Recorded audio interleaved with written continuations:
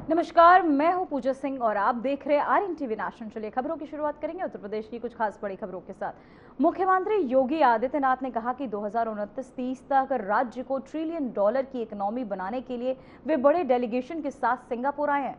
पिछले 2 दिनों में उन्होंने सिंगापुर के राष्ट्रपति, प्रधानमंत्री, डिप्टी पीएम और अन्य 100 से अधिक लोगों से मुलाकात की।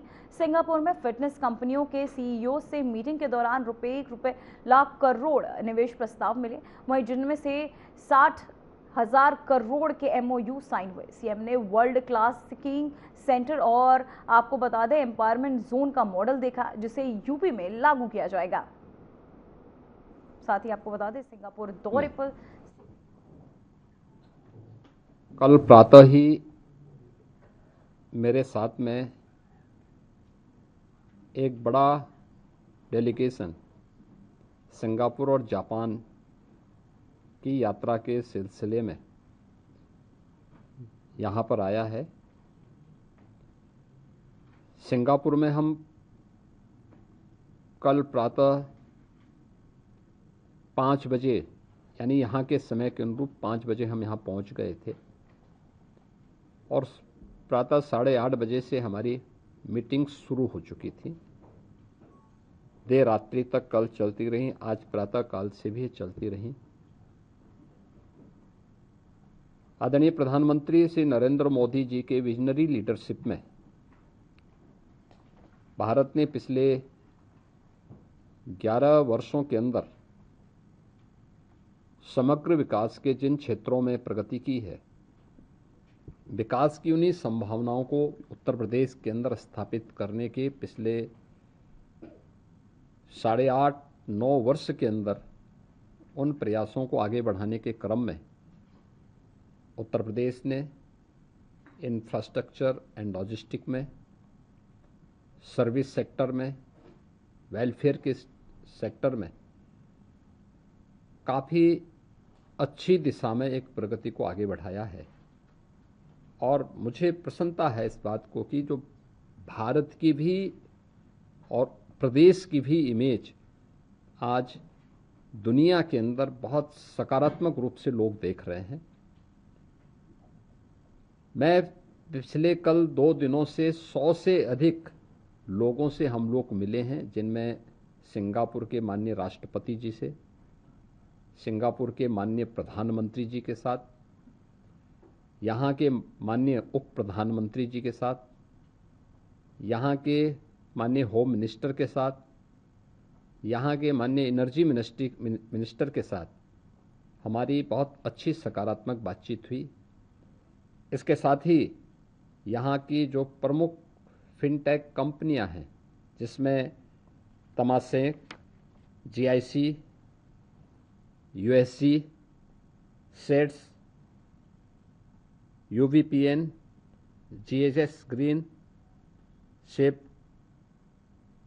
कोर्स, ब्लैकस्टोन, इन सभी के चेयरमैन और सीईओज के साथ भी मेरी यहाँ बैठक हुई है और ये सभी सकारात्मक थी। इनमें से कई कंपनियां ऐसी हैं जो भारत में और यूपी के अंदर पहले से अपना इन्वेस्टमेंट कर भी रही हैं, जिनमें से देश का जो सबसे बड़ा एक्सप्रेसवे बनने जा रहा है, गंगा एक्सप्रेसवे, उसके निर्माण में भी कुछ कंपनियों ने अपना इन्वेस्टमेंट वहाँ पर पहले से किया हुआ है।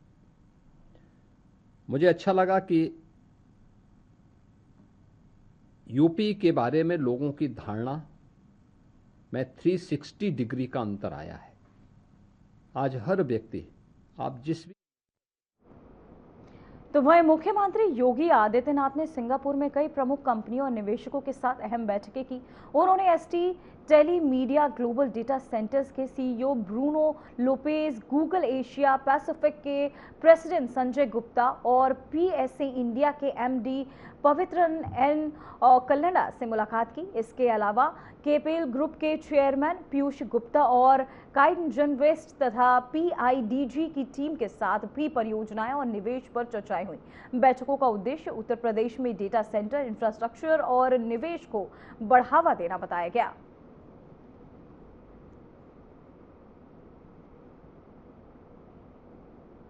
तो वहीं deputy chief ministers Brajesh Pathak ने कहा कि सत्ता जाने के बाद कुछ नेताओं की नाराजगी उन्हें ऐसे कदम उठाने पर मजबूर कर रही है कि जो देश के विकास को धीमा करते हुए भारत की अंतर्राष्ट्रीय छवि पर असर डालते हैं। उन्होंने कहा कि जो लोग मोहब्बत की दुकान बढ़ावा देने का दावा करते हैं उन्होंने असल में नफरत और अफरा तफरी फैलाई। ब्रजेश पाठक ने यह भी बताया कि नई दिल्ली में बड़े AI कॉन्फ्रेंस का आयोजन हुआ जिससे कई देशों के विशेषज्ञ और प्रतिनिधि शामिल हुए।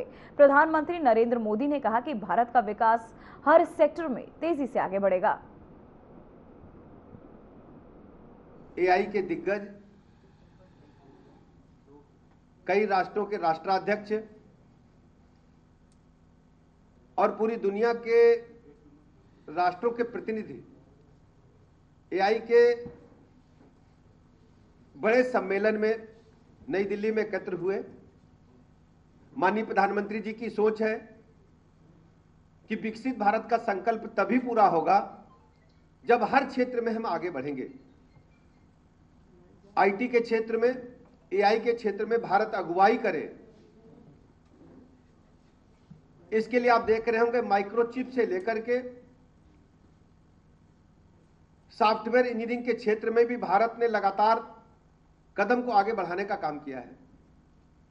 AI सेक्टर, क्योंकि दुनिया में इस बात की चर्चा है AI क्षेत्र का लीडर कौन बनेगा। माननीय प्रधानमंत्री नरेंद्र मोदी जी ने दुनिया की इस जरूरत को, मैं कह सकता हूं वक्ती जरूरत को आवश्यक समझा और भारत को इसके लिए आगे किया।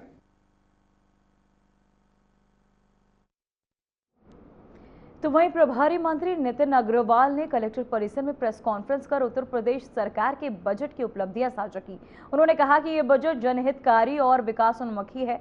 इसमें रोजगार सृजन, स्वास्थ्य सेवाओं को मजबूत करना और महिलाओं की सुरक्षा प्रमुख प्राथमिकता है। मंत्री ने बताया कि युवाओं के लिए नई योजनाएं, अस्पतालों में सुविधाओं का विस्तार और महिला सुरक्षा के लिए विशेष कदम भी उठाए जाएंगे। उन्होंने भरोसा जताया कि ये बजट प्रदेश के विकास को गति देगा और आम जनता के जीवन स्तर में सुधार भी लाएगा।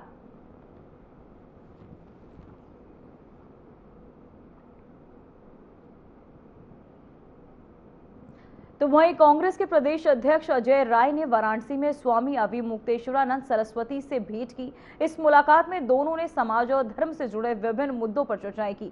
अजय राय ने स्थानीय विकास, सामाजिक कल्याण और आगामी कार्यक्रमों के बारे में विचार साझा किए।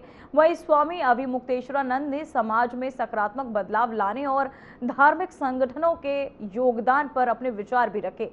बैठक में दोनों पक्षों ने सहयोग बढ़ाने और समुदाय के लिए योजनाओं को प्रभावी बनाने पर भी जोर दिया।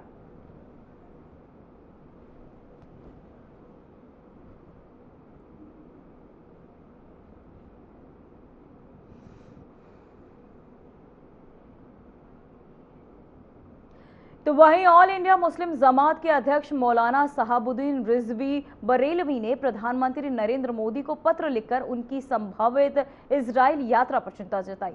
मौलाना ने गाजा में हिंसा में मारे गए निर्दोष बच्चों और महिलाओं का हवाला देते हुए कहा कि यह भारत के मुसलमानों की भावनाओं को चोट पहुंचा सकता है। पत्र में उन्होंने बेनजानिम और साथ ही नेतन्याहू पर लंबित अंतर्राष्ट्रीय और इजरायली मामलों का जिक्र किया। उन्होंने ईरान और फिलिस्तीन के साथ भारत के अच्छे संबंधों का हवाला देते हुए यात्रा रद्द करने का आग्रह भी किया। प्रधानमंत्री नरेंद्र मोदी जी इस्राएल की यात्रा करने वाले हैं और वहां इस्राएली प्रधानमंत्री नेतन्याहू से मुलाकात करेंगे। इस संबंध में भारत के करोड़ों सुन्नी और शिया मुसलमानों के जज्बात और एहसासात की तर्जमानी करते हुए मैंने प्रधानमंत्री मोदी जी को एक पत्र लिखा है और पत्र लिख करके प्रधानमंत्री जी से गुजारिश की है कि आप इस्राएल की यात्रा न करें। उसकी वजह यह है कि मोदी जी को भारत का मुसलमान पसंद करता है और भारत ही नहीं बल्कि जब से वो प्रधानमंत्री बने हैं उस वक्त से उन्होंने मुस्लिम देशों और अरब देशों से उन्होंने अच्छे रिश्ते इस्तेवार किए और वहां पर मोदी जी को सर्वोच्च सम्मान से नवाजा गया। तो वहीं लखनऊ सिविल कोर्ट को आज अज्ञात व्यक्ति से बम की धमकी मिली। सूचना पाते ही पुलिस और बम डिस्पोजल स्क्वाड्स तुरंत मौके पर पहुंचे। स्क्वाड्स की मदद से कोर्ट परिसर को पूरी तरह खाली कराया गया। साथ ही जांच लगातार की जा रही है। वहीं वजीरगंज पुलिस स्टेशन क्षेत्र में भी सघन सर्च ऑपरेशन चलाया जा रहा है। अधिकारियों ने लोगों से सतर्क रहने और किसी भी संदिग्ध वस्तु या व्यक्ति की जानकारी तुरंत देने की अपील की। कोर्ट की सामान्यतः कार्यवाही कुछ समय के लिए प्रभावित हुई। मामले की जांच अभी भी जारी है।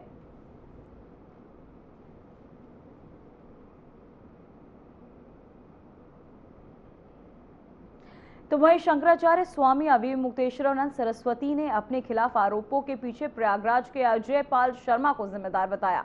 उन्होंने मीडिया को एक तस्वीर दिखाई जिसमें अजय पाल शर्मा और आशुतोष ब्रह्मचारी जन्मदिन का केक काटते दिखाई दे रहे हैं। वहीं शंकराचार्य ने कहा कि 18 जनवरी मौनी अमावस्या से उनके खिलाफ प्रशासन और पुलिस षड्यंत्र कर रहे हैं। पॉस्को मामले में एफआईआर पुलिस ने खुद दर्ज नहीं की बल्कि कोर्ट से करवाई गई।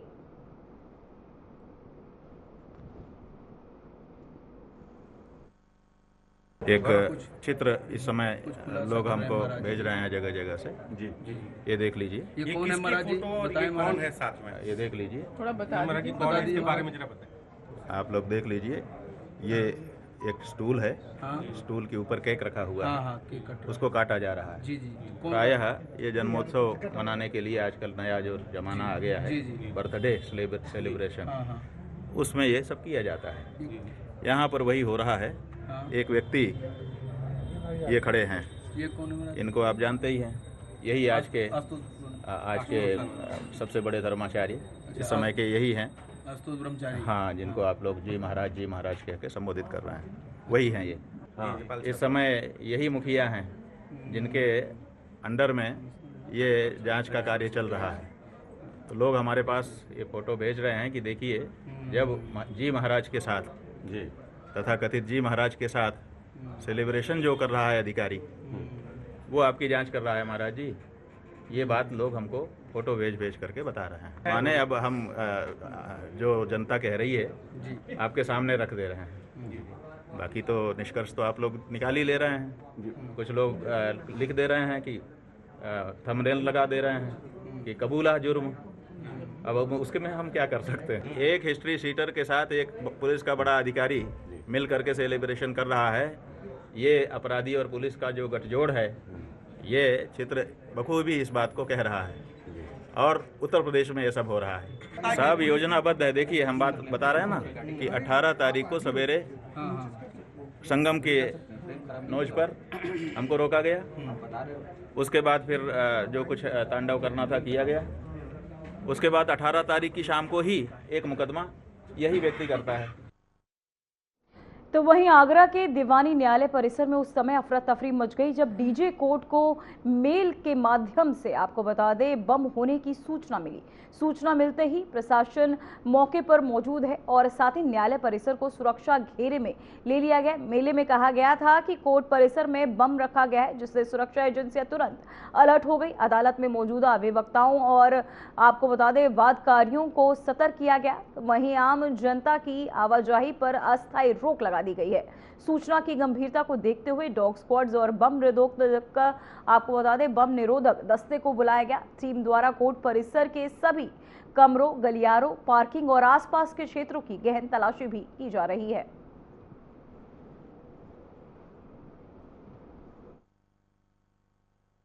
आज दिनांक 24 फरवरी को करीब 12:45 को जिला आगरा कोर्ट को एक बम से उड़ाने की धमकी मिली थी। इसी क्रम में तत्काल थाना पुलिस में स्वयं एसीपी हरि पर्वत, पीडीडीएस टीम और साथ ही साथ एसीपी एलआई और उनकी टीम और यहाँ पे लोकल एसएसएफ, इन सभी के साथ मिलके और साथ ही साथ डीजी महोदय के मार्गदर्शन में और जो यहाँ पे एडीजी महोदय और सीजीएम साहब है, इनके साथ पूरा कॉम्बिंग ऑपरेशन करा गया। आगरा दीवानी परिसर पर उस समय हड़कंप मच गया जब मेल के माध्यम से दीवानी परिसर को उड़ाने की धमकी मिली।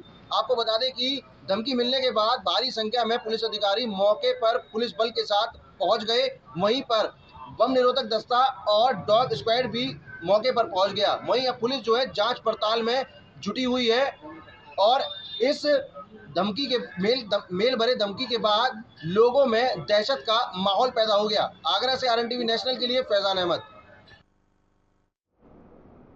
तो वहीं रायबरेली के चतुर्भुज क्षेत्र में जिला प्रशासन और नगर पालिका की संयुक्त टीम ने बुलडोजर चलाकर भूमाफियाओं द्वारा किए गए अवैध कब्जे हटाए। कार्यवाही में करोड़ों की सरकारी जमीन पर प्रॉपर्टी डीलरों द्वारा की गई अवैध प्लॉटिंग और लगभग 1 बीघा तालाब पर कब्जा उजागर हुआ। तालाब के आसपास भी बिना लेआउट पास के प्लान तैयार किए गए थे। वहीं RDA विभाग के जिम्मेदार अधिकारी इस मामले में अनजान पाए गए। जिला प्रशासन ने कहा कि भविष्य में भी अवैध कब्जों पर सख्त कार्यवाही जारी रहेगी।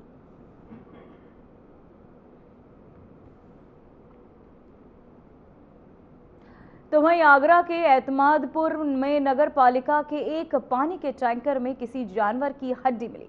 इसका वीडियो सोशल मीडिया पर वायरल हो गया और इलाके में डर फैल गया। सौभाग्य ये है कि टैंकर मकान बनाने के लिए पानी लेकर आया था।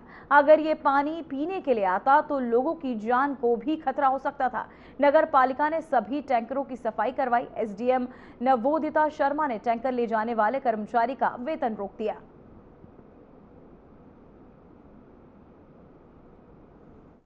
आप अपनी कॉलोनी में पीने का पानी का टैंकर मंगा रहे हैं तो जरा सावधान हो जाएं, क्योंकि अब जो है पानी के टैंकर में जीव जंतु के अवशेष पाए जा रहे हैं।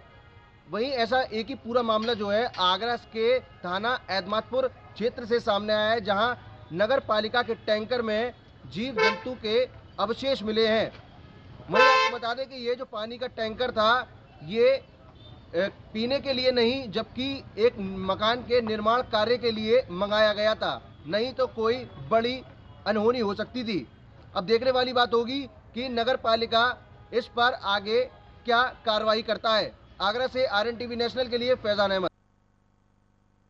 तो वहीं मैनपुरी के बेवर क्षेत्र में महाराज सिंह स्मारक इंटर कॉलेज जोत में STF आगरा और भारी पुलिस बल ने सामूहिक नकल पकड़ी। DIOS के साथ स्कूल के पीछे पेड़ के नीचे लगभग 12 लोग कॉपियां लिखते पाए गए।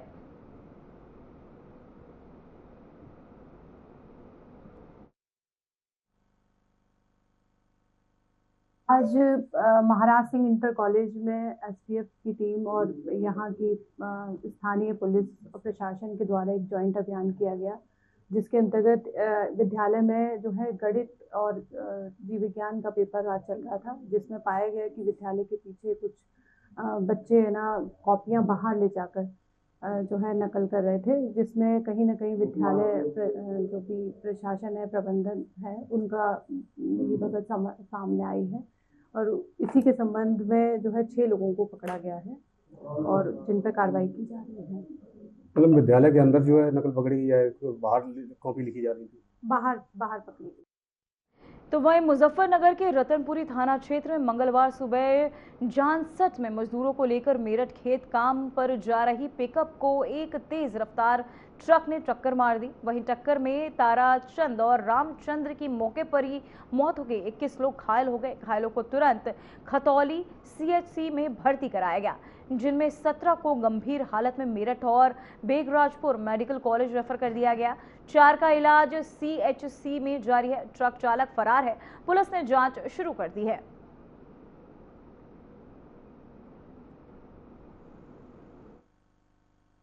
हम कम से कम 25-26 तो उसमें ज्यादा ही, और हम आराम से जा रहे थे, अपनी साइड पे थे। हम कहाँ से जा रहे थे? हम तो गुजरेड़ी के, फिर हमने सटेड़ी से लेबर बिठाई। ये सटेड़ी से हमारे लारा 12-13 गए। आगे नहर साहब का जाकर पुलिस चौकी साहब का जाकर सड़ावे के दौरा हमारा एक्सीडेंट हो गया। सड़ावे के सटेड़ी के बीच में नहर की पटड़ी का घोड़े वाले ने टक्कर मारी। 10 टायर ने। हम अपनी साइड पे जा रहे थे, हमारे भाई की कोई गलती नहीं थी। इसमें कितने सवार थे महिलाएं? ये 25-26 सवार। तो ये हादसा हुआ किस तरीके से? ये घोड़ा गाड़ी से टकराया। ये किस जगह टकराया? ये सरदानी की तरफ को जाया, बोर्ड लग रहा सरदानी का, बोर्ड से पहले ही टकराया। हाँ, 3 मरे। कहाँ के रहने वाले हैं? ये उधर के ये पर के गाड़ी वाला भी मरा और जो 2 थे वे भी जो गांव में जा रहे थे हमारे यहाँ ये कटोली में कोई हादसा हुआ है, वहाँ से हमारे यहाँ रेफर आ रहे हैं और इसमें लगभग 22 जनों की इंजरी बता रही है और 12 लोग हमारे पास आए हैं। एक की हालत गंभीर थी, इसलिए हमने रेफर कर दिया है और बाकी हमारे यहाँ ऊपर एडमिट हैं। उनका उपचार चल रहा है, एक्सरे और सारा चीज लग रही है। हमारे पास कोई सूचना नहीं है, मगर बताया जा रहा है कि 2 लोग ऑन द स्पॉट मृतक।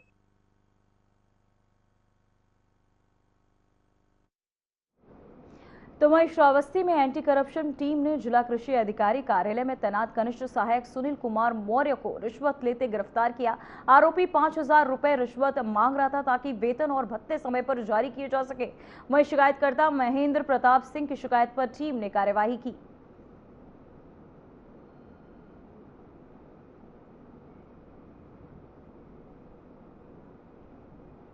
तो वहीं सहारनपुर में दिल में दर्द की शिकायत लेकर एक महिला अपने बेटे के साथ जिला अस्पताल में इमरजेंसी में आई। उस समय महिला डॉक्टर पहले से गंभीर कैंसर मरीज को देख रही थी।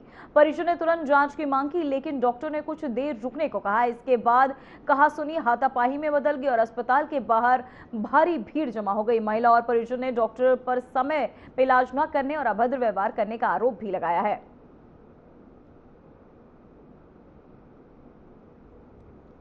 निर्णय ये निकला है कि हमको प्रोटेक्शन दी जाएगी, यहाँ पुलिस तैनात की जाएगी और उन लोगों को पकड़ा जाएगा जिन लोगों ने बदतमीजी की है, जिनकी वजह से इमरजेंसी बंद करनी पड़ी है। उन लोगों को पकड़ने की मांग की गई है और हमें आश्वासन भी दिया है कि पकड़ा जाएगा उनको और पुलिस फोर्स भी यहाँ बिठाई जाएगी।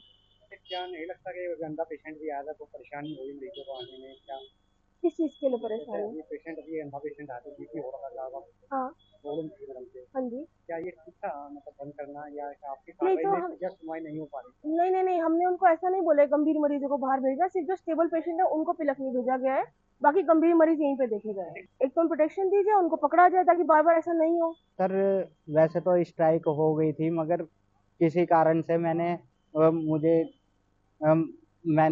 स्टाफ को बुलाया, मुझे कुछ ज़रूरत थी तो कोई भी सुन नहीं रहा था। वो बता सकते थे कि भाई हम ये नहीं कर सकते, मगर कोई सुन नहीं रहा था। सर वैसे तो इमरजेंसी है ये, आज हुई है जैसे कि स्ट्राइक के दौरान ये सरकारी में ओपीडी में भी प्रॉब्लम होती है कई बार।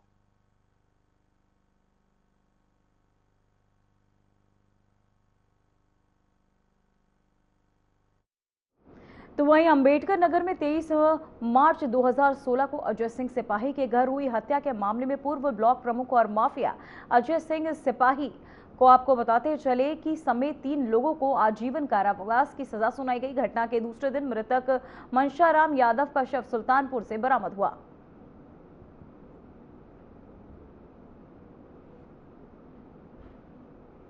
तो वहीं आपको बता दें, एडीजे प्रथम ने अजय सिंह सिपाही, अजय यादव और मुलायम यादव को दोषी ठहराते हुए 10-10 हजार रुपए का अर्थदंड और आजीवन कारावास की सजा भी दी। सभी दोषियों को कड़ी सुरक्षा के बीच जेल भेजा गया। तो वहीं आपको बता दें, अंबेडकर नगर से ये खबर सामने जा रहा। अंबेडकर नगर में हत्या का ये मामला, जिसकी लगातार पुलिस जांच करे, साथ ही दोषियों गिरफ्तारियां भी की गई। तीनों को आजीवन कारावास की सजा सुनाई गई। 10-10 हजार रुपए का जुर्माना भी दोषियों पर लगाया गया है।